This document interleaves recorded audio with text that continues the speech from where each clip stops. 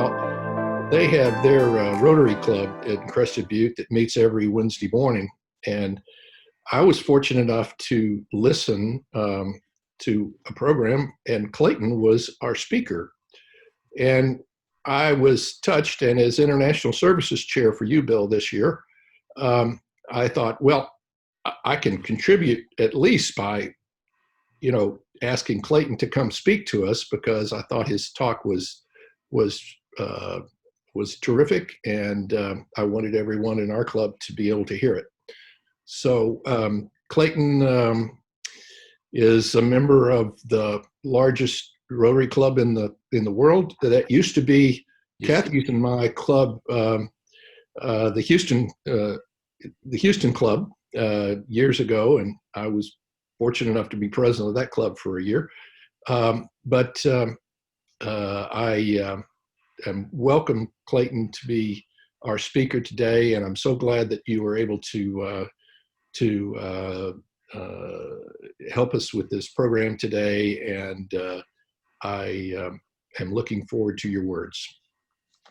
Thank you very much, Lindsey. I appreciate it so much, and I do want to make sure that we get it corrected. Oklahoma City Club 29 is now the third largest Rotary Club in the world. We go back and forth with Birmingham, Alabama on a constant basis as to who's the largest, and they have eclipsed us again. But then also there are several clubs that have combined in Mumbai, India. And they've combined into one club, and they're now a mammoth club with nearly 1,000 members. So I doubt that we will see either Birmingham or Oklahoma City getting that mantle again. But thank you for that. And Lindsey, thank you for having me here.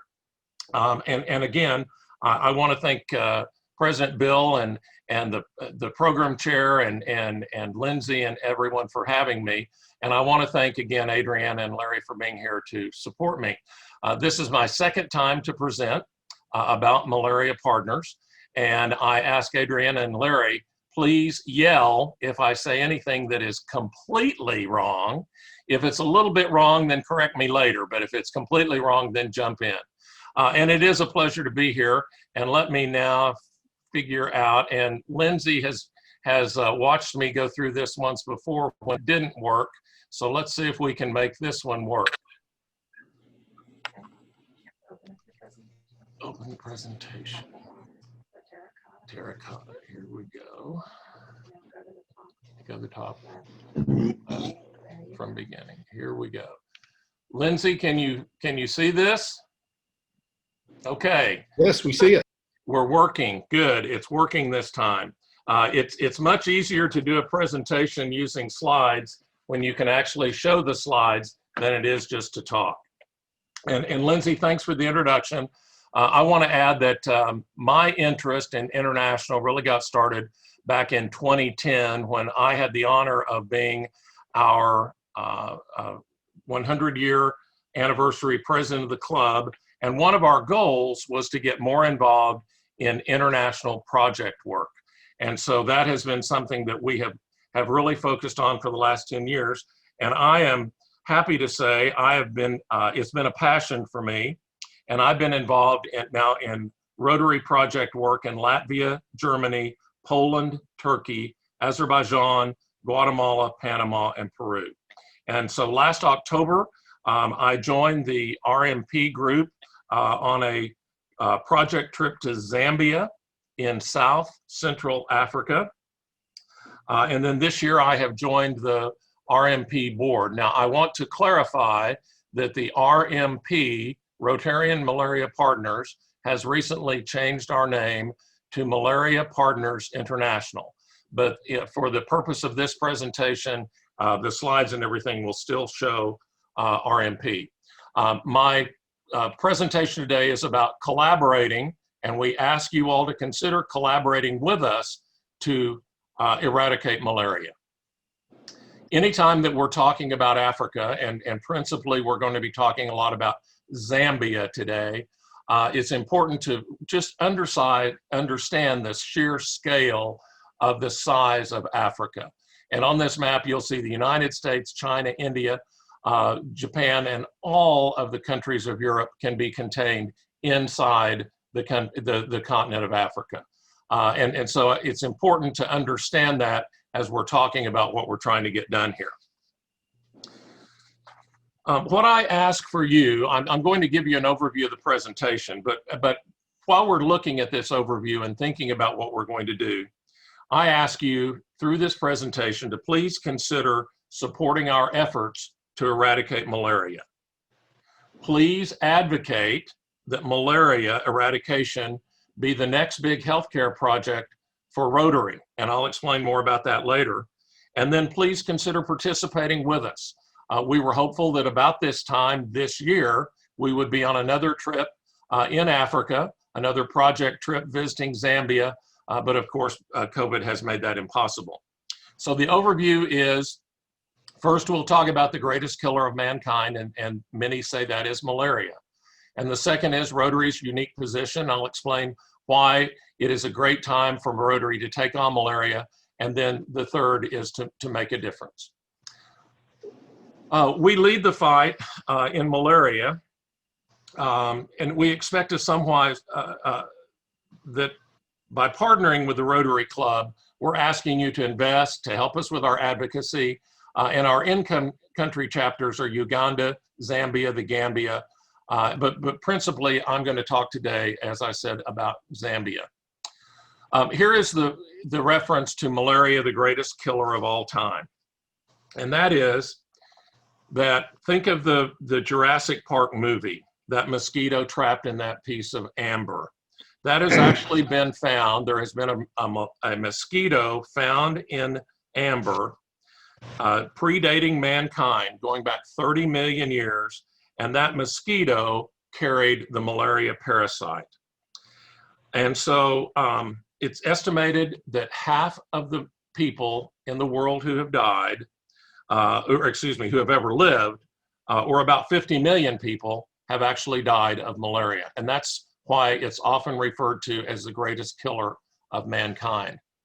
This is the evolution, the transmission cycle for malaria, and it starts up here in the right, where an infected mosquito bites a person who then becomes infected. The liver then becomes infected. That results in the creation of infected red blood cells. And so that person now has infected blood cells. A mosquito bites the person, and that mosquito then becomes infected and then goes in the cycle again and bites someone else. So that's why it's so easily spread. This is a typical scene at a rural healthcare clinic. On average in sub-Saharan Africa, 70% of clinical workload is related to malaria. These people walk to the clinics. There's very little transportation available. And so if a health clinic is located more than about 5 to 6 miles away, many people don't have the ability to walk that far, especially if you have malaria or you're suffering from an illness already, or if you're a mother with small children. If it's more than 5 to 6 miles away, they simply don't go. This is malaria's impact today. 250 million cases per year that kill 435,000 people a year. 90% of all of this occurs in sub-Saharan Africa, that part of Africa, both east and west, that is below the Sahara Desert. And unbelievably, 730 children under the age of 5 die every day from malaria. Why now? Why are we talking about this and advocating so much now? Well, it's the time to build on what we have already been able to learn from fighting the global HIV and polio epidemics. It's the goodwill, it's the actions, it's the partnerships, and the great strides that we've made working with polio and AIDS. Polio is very close to being eradicated. African governments have turned their attention to this public health issue, especially the malaria part of it. We have proven strategies that we know can work, that have been used on other diseases that can now work on malaria.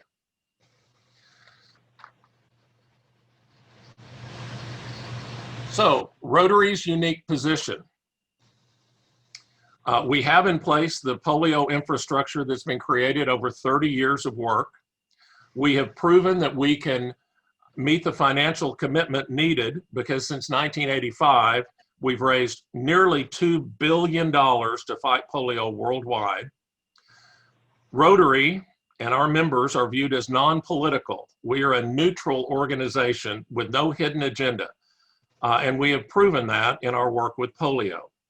And we have more boots on the ground, that is volunteers, local community leaders, and this is a very important component. So we really do think that Rotary is uniquely positioned now. Our Rotarian Malaria Partners Board Chair, Jeff Pritchett, and a group of us were in, as I said, in Zambia in October. And we had the opportunity to meet with the Vice President of Zambia, the Honorable Inongwe Winya. And this is her in the picture here. Jeff Pritchett is making a presentation to her about what Rotary is doing in Zambia. And I thought it was so important to hear the Vice President say, this Rotary project will be successful because you're involving our local people and training local healthcare workers. And that is certainly the approach that we're taking in Zambia. Here I am. I wanted to make sure that you all knew I was truly on this trip. Here I am with the Ministry of Health for the country of Zambia and our local RMP representative in the country of Zambia. This is our group standing with the Minister of Health, and included in the group were Rotarians from all around the country: Seattle, Tacoma, Des Moines, Long Beach, Aspen, Oklahoma City, and then also from Zambia and Zimbabwe. And very importantly, we were also joined for these presentations by representatives of the Bill and Melinda Gates Foundation and from PATH, which is the part of the World Health Organization. This next slide is just, I thought this was fun. This is the symbol and as at the door going into the Rotary Club of Ndola, Zambia. Here are Board Chair Pritchard and I, as we're getting ready to go in and visit the Rotary Club of Ndola. And this is the in the Copper Belt in the north part of Zambia. And the global reach of what we're working on is really, Rotary is involved in more than 200 countries around the world. Rotarian Malaria Partners, principally in Zambia, Uganda, the Gambia, and Tanzania. This is primarily, as I said, focused on Zambia, and this is it right here in the middle. It's a country about the size of Texas with 17 million people. The main parts of their economy are agriculture and copper mining. And Copper Belt Province is named appropriately because of the copper mines that are up there. We talked earlier about the high death toll from malaria. In addition to dying, many people just simply get sick. And that is that they get malaria and it's like a bad case of the flu, and like COVID, it really knocks them out. It makes them sick. They miss work. And therefore, people who recover from malaria have had a big economic drain or a big economic downturn in the economy because of malaria. Look at the incidence of malaria in these provinces. The capital city of Lusaka is down here and has received much more attention. And so their incidence of malaria is 2.4%. Where we're working on a number of projects right now in the Copper Belt, it's more like 15%. But we will be, and over time, we hope to get to these other provinces with prevalence of more than 30%. It's unbelievable. And then this is the country of Uganda, where we also have a strong presence and a very active malaria project going there. This is just a fun slide that I showed in, that I put in. One of the local Rotarians from Zambia and I, this is the border between Zambia and the Democratic Republic of the Congo. I'm standing on the Zambia side. Between these two barricades of one piece of wood is no man's land, and over here is the Democratic Republic of the Congo. We did see one person ride a motorcycle across the border while we were there. But this really shows the kind of infrastructure that we're dealing with when we're in Africa working on these projects. Again, the Vice President Winya, talked about that we would be successful because we're training local healthcare workers. And this is a training class in Ndola of local healthcare workers. These are folks who are normally in their 20s. They're nominated by their village. It becomes a very big honor to be selected to come to Ndola and train for a week to become a local healthcare worker. Here is a group of healthcare workers, and they're standing in front of bicycles because when you become a healthcare worker, first you get a uniform, and that's the shirts they're wearing. You then get a bicycle, which is the transportation, as I talked about. The people in these villages walk to the health clinics. Well, these healthcare workers are going to go from clinic to clinic, so they have to have a mode of transportation. They also get rain gear. They get mud boots for the rainy season, headlamps, a testing kit, and they get a logbook for reporting their findings when they're testing folks. This is from a document prepared by the government of Zambia, and they're working on malaria prevention, which is interior spraying. They're working on malaria treatment, which is vaccine, which is these healthcare workers that we're talking about training and sending out into the villages. And then they're also talking about malaria extermination. And that's one of the things that we saw when we visited the Ministry of Health, and that is that they have research scientists working to sterilize mosquitoes who carry malaria to be able to hope to eradicate it. I was tested for malaria when I was there. Here's one of the local healthcare workers pricking my finger. It is a blood test, and I'm pleased to say that I tested negative. I probably should go back and get tested for COVID. Today, sitting on a bucket under a tree really becomes a testing site.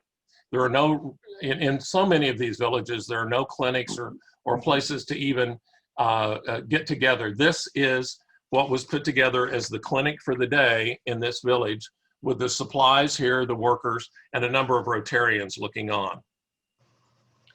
This is the test strip itself, and it is utilized.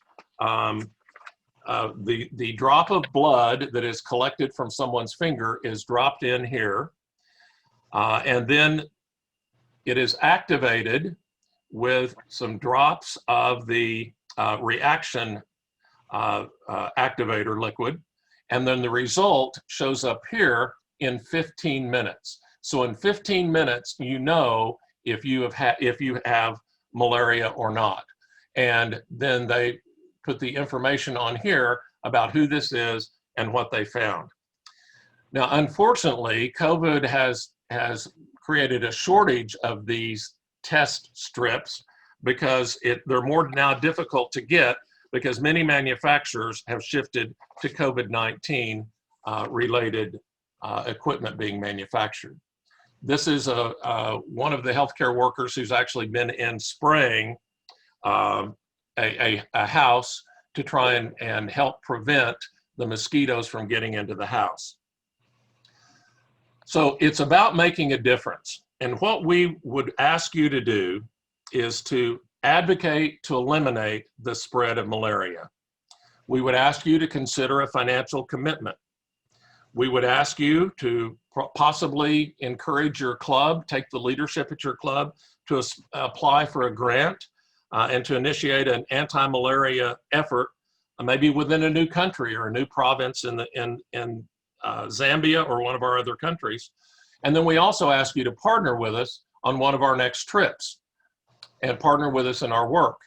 Our partners currently, in addition to just Rotarians, are also the Bill and Melinda Gates Foundation, World Vision, UNICEF, PATH, which is part of the World Health Organization, and others.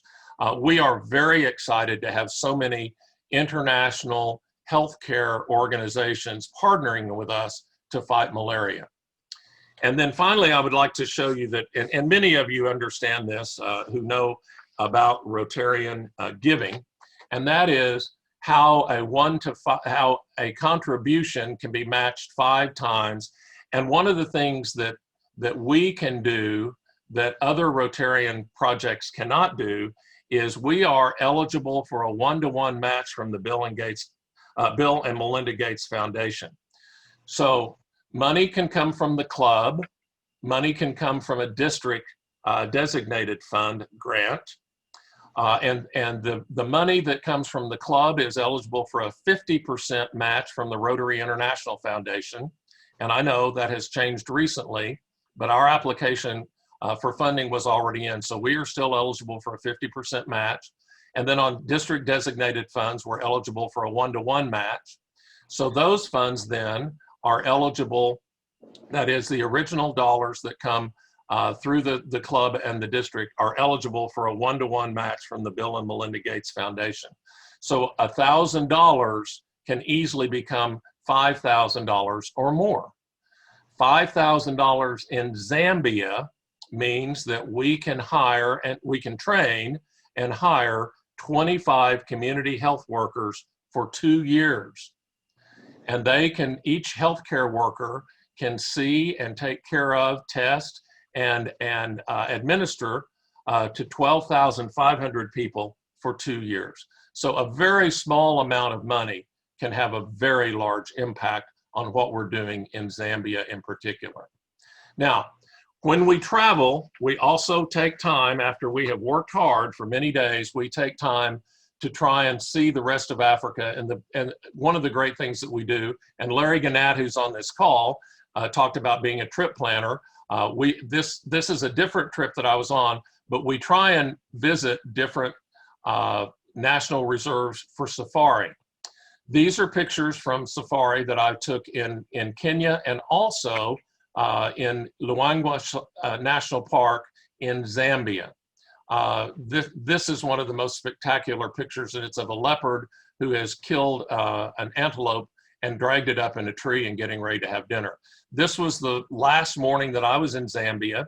This is on the Luangwa River, and here is a herd of elephants. I was staying in a cabin right on this side of the fence, and I woke up to these elephants down there drinking and then going off into the bush for the day. And then this was the last sunrise that I saw in Africa. This is my commitment that malaria ends with me. Every day I wear a blue rubber bracelet. I have not taken it off since I came back from Zambia, and it is that malaria ends with me.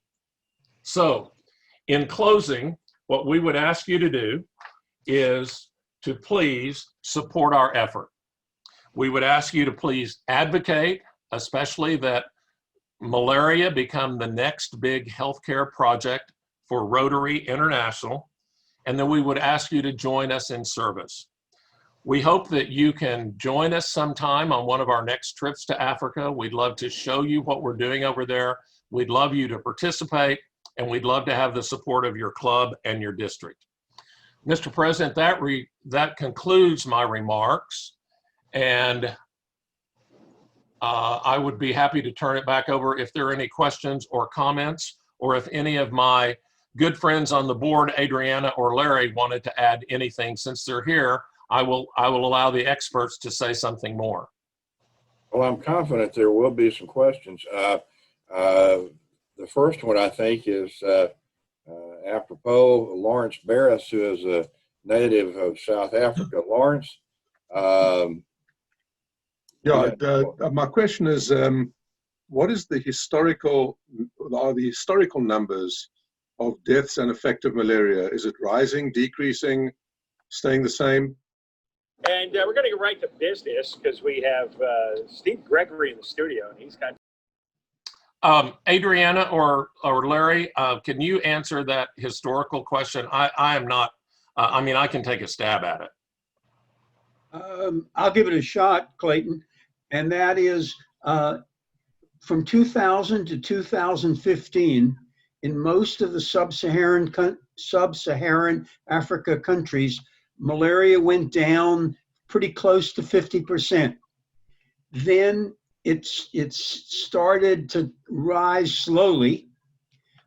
So it's not at its lowest level, although we're putting more, Rotary's putting more into it as the years move. This year with COVID, the anticipation is that malaria will go up because the government's first priorities, I mean, they're not wealthy governments, so their first priorities are PPE. And in fact, in a couple of our projects that we're working on, we heard from the team in Zambia and Uganda, hey, we need more money because we can't continue unless our community health workers who are going door to door, unless they get PPE. They need masks. No, they need gloves. They need all the equipment so that they themselves will be safe and the people that they visit will be safe. Yeah, So, unfortunately, COVID has really undone a lot of the things that we've been able to do. And we're concerned the longer COVID is around, the worse impact it's going to be on malaria. Hydroxychloroquine is still the king antiviral for that. Larry says yes. Yep. Okay. Adriana agrees. I think it worked for me for COVID, but we don't want to talk about that. Mary Ann? Yeah, I just have a question. I've been to Africa numerous times. We always took Malarone when we went. Do you take that when you go on the mission trips? Yep. absolutely. From those who have been more than I have, I'm seeing them shaking their head and saying yes. Okay, and when do you think the next mission trip will be? It was originally planned for October of 2020.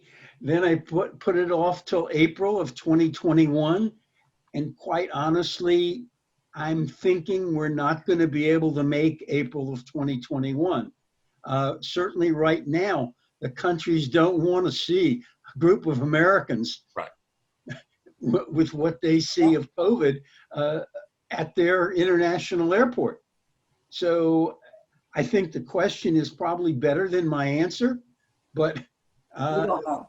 Yeah, we're just going to have to wait and see how it plays out. And unfortunately, so much of our lives have turned to that at this point. Thank you. I have a personal vignette about malaria. My grandfather, Theodore Helmut Kroll, was a commander of the LaGrange Volunteers in the Spanish-American War. He was the Aggie class of '94. That's 1894 for those track. And he was in Cuba during the Spanish-American War. And after the war was finished, he was stationed there, and he was working to do research on malaria. And he was working with this colonel. His name was Walter Reed. Goodness. That gentleman made a name for himself. Absolutely. Yeah. Any further questions? You know, I have a comment I would like to, we are, Rotarian Malaria Partners is sponsoring a webinar at the end of September, and Clayton can send you all the details. Please. It will involve the Dr. Sands, the head of the Global Fund, and Larry June. It's about the effect of COVID-19 and how it's affecting our fight against malaria. And you might, if you sign up for our newsletter, you can see the link, or Clayton can send your club the link. But it's really pretty interesting. And if you're interested, I would try and attend that. You're invited. Yeah, that would be great. I know one of the last slides that Clayton had was some information on. I did. And Go back to that. if you could go back to that, and so anybody that wants to take Let me try and get there, Bill. I'm sorry. Oh, Yeah, there we go. Is that it? yeah, that's it. Yeah, thank you. I'll take a picture of that and send that out to those people. I got it. Thank you. And I'll send that out to our membership. And then if you would also provide us with information regarding the webinar, we can transmit that as well. We will do that, Bill. Thank you. Well, and this seems like, particularly when you consider that you've got the Gates Foundation already in the mix, you've got UNICEF in the mix. Yes, sir. I don't think any of us that have studied history over the years have been able to read anything about what happened in Cuba and the Panama Canal without realizing the severity of malaria and the effects of it. And so it is a significant issue, and particularly when you consider the fact that it kills over 700 kids per day. Anything that's that lethal needs to be addressed sooner rather than later. So Thank you. hopefully we can help get the word out. Joseph, you had a question? Yeah, I actually do have some personal experience with malaria. I used to live in Papua New Guinea for 2 years and took Malarone for 2 years while working for Exxon. And I was unfortunately false positive for malaria. And I tell you, that is not a fun experience. Just when a doctor tells you you have malaria, so I can relate in that situation. I took the full course. There's a whole course of pills they give you after a positive, and I took them. And then later we found out that I was among several people who false positive because they had some blood on the microscope lens. So every time they looked through the microscope, they kept seeing malaria. And but that was in 2012. I thought I read, did you say you guys there's a vaccine now for malaria? That there's a 4-course vaccine? I didn't recall. Is that a new thing? There is a vaccine being used in a couple of countries, but it's, as you said, it's 4 courses, and after the 4th course, it's 40 to 50% effective. So there's a big concern. Are you going to get these rural African people, predominantly women who take care of the kids, to go 4 times to a local health clinic to get those shots, and then they're going to feel like they're safe, and they're only half safe. So it's better than nothing. Right. But your opinion? No, we had to do a full course of. We had the malaria pills. We had to wear long sleeve clothing with the special deep clothing that was made with repellent inside of it, and we always wore D. It was a nightmare for 2 years, but yeah, it's tight. And what about the other one? Was I remember there's like types of malaria. Isn't there like dengue fever or something? Is another one out there? But anyway, Yeah, Well, I'm glad Rotary's bringing light to it, though. Again, the best things we can do, one is prevention, keeping people from getting bitten. And the second is, let's try and eradicate those mosquitoes that carry it. As I understand, there are many different types of mosquitoes. Certain ones carry malaria, and that's what the researchers in Zambia and many other countries are also working, is how do we get rid of those mosquitoes, or at least neuter them where they can't reproduce. Okay. The good news, Joe, is that the female Anopheles, which is the mosquito which is the problem in Africa, only bites at night. So unless you're out past 10 o'clock, 12 o'clock, you probably don't have to be as concerned. I've still been bitten, during the day and in the evening, but I know the Malarone kept me safe at night when I was sleeping. Yeah. Vanu, did you have a question? Yeah, I think they kind of partially answered it. My question was, so if Rotary were to take this on as a project, so what is the strategy for eliminating or eradicating malaria? What is the prospect for eliminating? Strategy. So what, the what strategy. would you do? Okay. Are you trying to kill mosquitoes? Are you trying to do generate another vaccine? What would we do? How would we eradicate malaria? I think it's all of that. I mean, the ministers of health in these countries are working on all phases of it.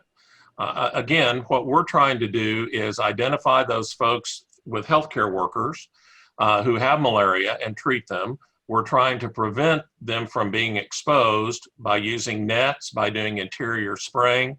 And then they're also trying, the strategy is to get rid of those specific mosquitoes that can carry the malaria. So that it's a multiple part strategy that we're working on. Okay. Polio was a little easier. It just vaccinated everybody, you know. Right. And we're very close. Rotary's very close to having it eradicated. It's very difficult to get into that area where Afghanistan and Pakistan, the Hindu Kush area, it's a lawless area, and that's where polio is still occurring. And then we're seeing some start up again in Nigeria. I think they now have become clean again, but we're seeing some pop-ups. But as soon as we get polio taken care of, we really want to pivot toward malaria for the entire Rotary International effort. Kathy? Yeah. Just a quick question. Why did you take the Rotary out of the title and change it to the International, Malaria Partners International? Yeah, it's Malaria Partners International. And Rotary asked us to do that because Rotary Malaria Partners, the board, Rotarian Malaria Partners, is not a legal entity of RI. It is a local board headquartered in Seattle that participates with many Rotary clubs, with the Bill and Melinda Gates Foundation, et cetera. And we have a very close working relationship with them. And they have allowed us to continue to use that Africanized Rotary wheel as our emblem. So we are still affiliated. We just have taken Rotarian out of the name. So it's now Malaria Partners International. Okay. Any other questions for our group before we draw things to a close? Well, Clayton, thank you so much for being here, and also Larry and Adriana. Outstanding presentation, and I certainly hope that with the information that you provide us, that we can that this won't be the last that you hear from us. And you're welcome to come back and provide an update anytime. And on an issue a little closer to home, I'm up on the sunny side of the Red River. You all are on the other side of the Red River, but I do hope that the Big 12 at least gets to play football this year, and that we get to come down there and have some good games with y'all. So best of luck to everybody, and please stay safe. Well, thank you very much. Thank you. Well, it's always great to have OSU in the house, and thank you. You know, Big 12 is a great conference, and we've had Texas has had some great battles with you guys. So yes, sir. Hopefully we have some more in the future, and with good health. Well, we are scheduled to welcome you to Stillwater later this fall, and we are looking forward to it. Well, Graham, I'm sure he'll have his Texas cap on and ready for to watch it on the Longhorn Network. Love it. Okay.